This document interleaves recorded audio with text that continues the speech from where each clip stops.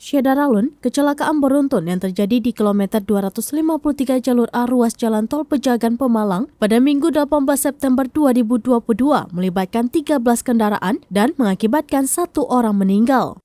Kecelakaan di ruas tol yang mengarah dari Jakarta ke Semarang itu terjadi pada pukul 14.15 waktu Indonesia bagian Barat dan diduga dipicu pembakaran lahan oleh warga di sekitar jalan tol yang memunculkan kabut asap dan menyelimuti area jalan tol.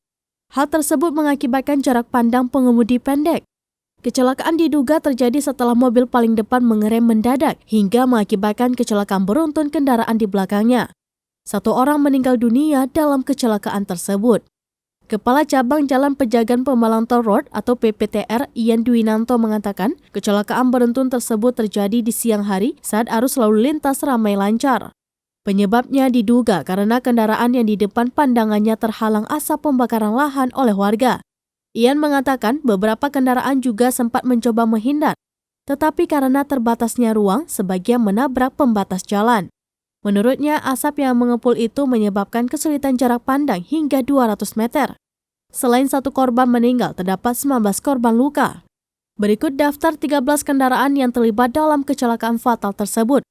1. Toyota Fortuner H1236IP, 2. Toyota Avanza B1674 EVM, 3. Toyota Avanza H8538YP, 4. Honda Civic AG1870ME, 5. Mitsubishi Expander AB1125UP, 6. Toyota Innova G9133QC, 7. Suzuki R3 B1781DS, 8. Toyota Calya B1466UIK, 9. Truk box Isuzu NMR B9076UCG, 10. Daihatsu Xenia B1301BK, 11. Toyota Expander H8538YP, 12. Chevrolet Spin D1782XU, dan 13. Toyota Innova B1674 FVM.